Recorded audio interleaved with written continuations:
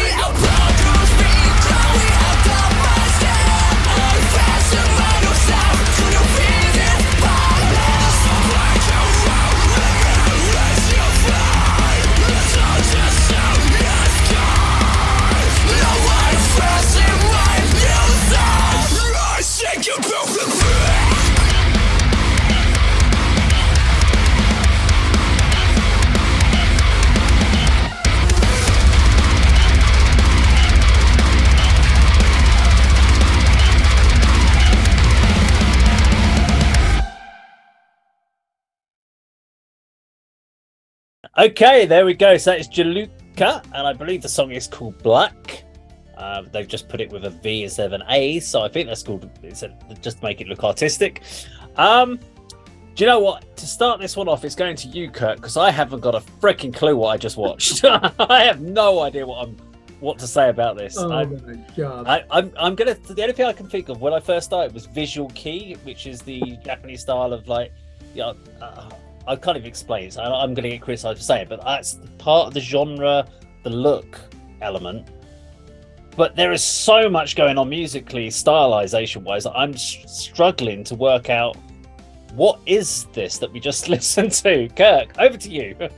Yeah, do you remember when we reviewed the new Periphery single, didn't we? And we said this music is so complex, you can a first-time reaction. Yeah, is just almost impossible because you need to analyze it and break it down. 4 or 5 listens. This one, I might need a week. To be 10 listens.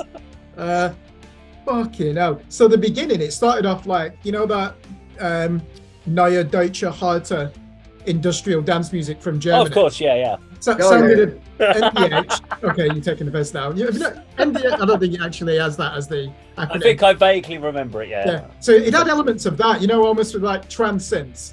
Right. And then when that overproduced double kick deathcore came in, it was really quite shiny, wasn't it, as well? It's just like, right, what is this? The harsh vocals. At some points in that song, it reminded me of that Fear Factory remix album from the 90s. Yeah. They're never going to be able to reproduce this live. Hey, and if they're not a live band, then you can't criticize them for that. And why not? Do as much as you can in the studio. If I was to sum it up, they are like a cyberpunk version of Lorna Shore, but they've decided to bring in another 10 subgenres into the mix. And it's not quite successful. It lacks coherence, but I've got to say, it kept me on the edge of my seat because I was determined to try and establish what was going on. I failed in that objective, and I do want to listen to it again just to work out what are they doing. There were some absurd moments, weren't there? Like with that breakdown, what is going on there? I remember seeing Banger TV did a review of their albums of the year, and 2 of them didn't like that Lorna Shore album, and another one did. And the 2 old school metalheads basically said it's just too heavy. Yeah. These are people who listen to extreme metal, black metal, death metal, grindcore. They were saying it's too absurd, too over the top.